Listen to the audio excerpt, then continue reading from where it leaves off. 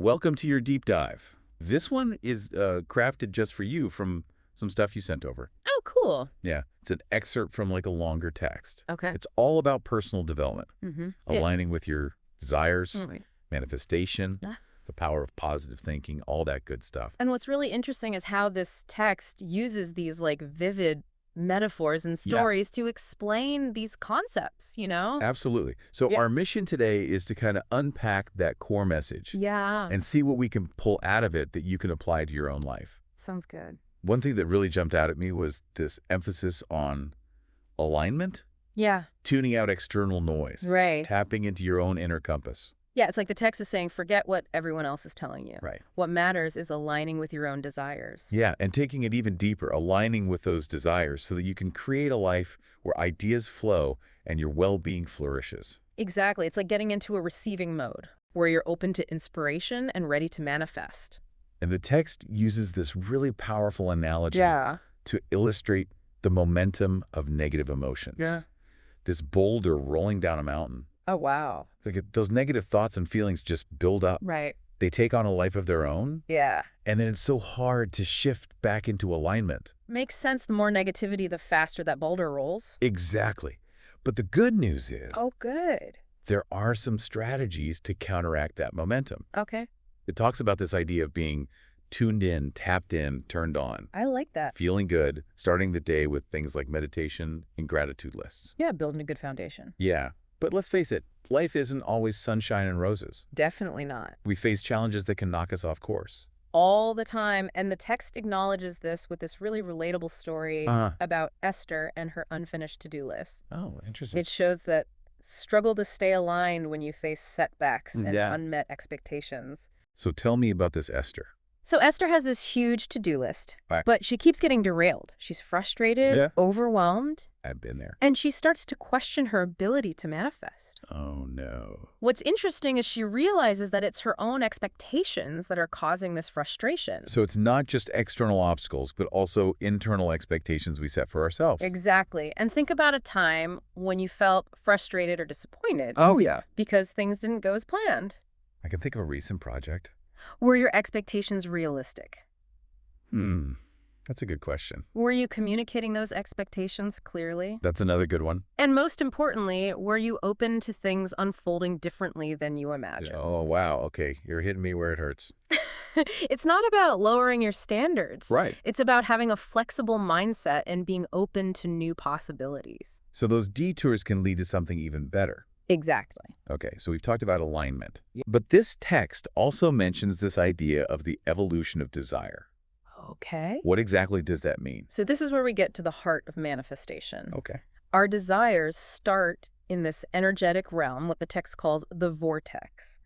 And then they gradually gain momentum, Okay. and they materialize in the physical world. So it's like they have a journey of their own, Yeah, from an idea to reality. exactly. And the key is to allow that journey to happen Yeah. without comparing yourself to others. Comparison is the thief of joy. Exactly. Trust the unique unfolding of your desires.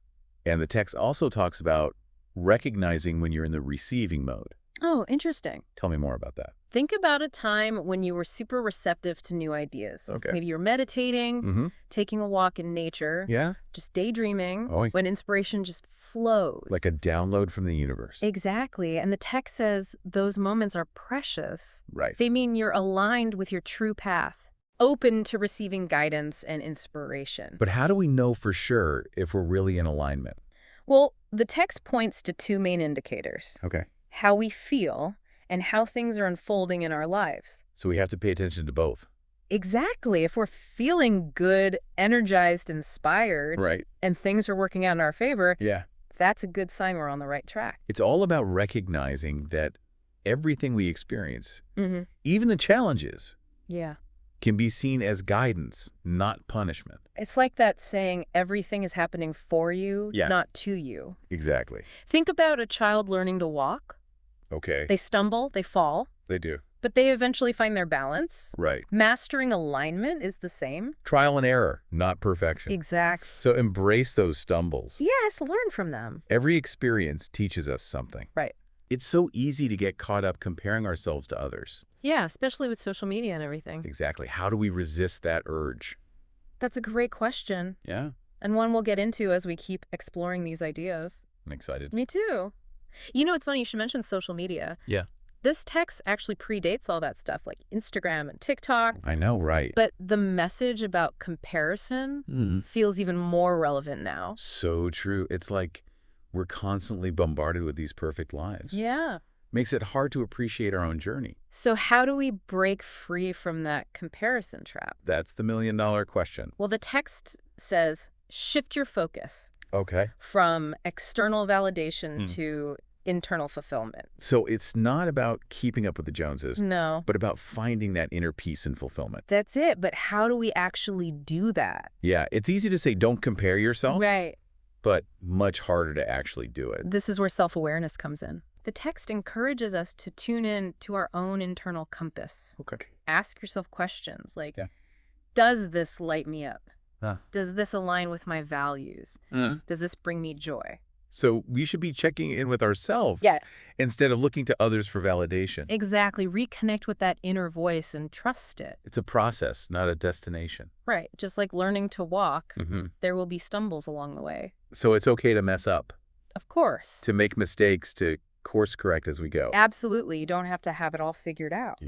That's a relief. And this brings us back to something the text mentioned earlier. Okay. This idea of divine intervention. Oh, yeah. Like Yeah. feeling like things are unfolding in this divinely orchestrated way. Exactly. Okay, now we're getting into the good stuff. Tell me more about this divine intervention thing. Is it really possible to tap into some unseen force that guides us? The text doesn't give any concrete proof, Okay. but it describes these moments Mm-hmm. when everything seems to flow effortlessly, Yeah. as if some higher power is guiding us. Like we're tapping into some universal energy stream. Right. I've totally had moments like that. Me too. It's like magic. And the text suggests those moments happen more Mm. when we're aligned with our desires Yeah, and in that receiving mode. exactly. So the more aligned we are, Yeah, the more we experience that magic, seems like it. And remember those two key indicators of alignment. right? How we feel and how things are unfolding. If we're feeling good and things are working out That means we're in alignment. and open to that divine guidance. But even when things don't go as planned, Yes. we should see those experiences as feedback, not punishment. Exactly. Wait, so you're saying setbacks can be opportunities for growth Precisely every experience, good or bad, Right. offers lessons to help us refine our alignment. and become more masterful creators. So it's all about perspective. Exactly. You can see challenges as roadblocks or as stepping stones. Stepping stones on the path to growth Embrace that learning process. with curiosity and openness. Not judgment or self-blame. It's like we're all scientists in our own lives, I like that. constantly experimenting, Yeah. learning from our experiences. Okay, so back to those moments of divine intervention. Yeah, they can feel so fleeting. They Is do there that. anything we can do Mhm. to have more of them? That's a great question. Yeah. And it leads us to the heart of the text message. Okay, so we're back and ready to dive into this whole divine intervention thing. Yeah, how to get more of those magical moments. Exactly, because it feels like they're so fleeting. Right. Well, the text says they're not just random. Okay. They happen when we're aligned and in that receiving mode. So it's not just about waiting for things to happen. Yeah. It's about creating the conditions for them to unfold. It uses this analogy about seeds. We can't force a seed to grow, Right. but we can plant it, give it sunlight and water. And then nature takes its course. Yeah. So we have to create that fertile soil, so to speak. For our desires to blossom. Align our thoughts, feelings, actions. All of it focus on what we want, not what we fear. The text also talks about paying attention to our emotions. Yes, our emotions are like a guidance system. Oh, interesting. If we're feeling good, energized, enthusiastic, That means we're on the right track. we're in alignment. But what about when we're feeling stressed or anxious? That's a sign we've veered off course. Oh, like a warning light. Exactly, telling us to pause and recalibrate. So we should listen to those negative emotions. Yes, view them as feedback, not punishment. It's an opportunity to learn and grow To examine our thoughts and beliefs. and get back into alignment. Precisely. So those challenging moments are actually guiding us. Back to our true path.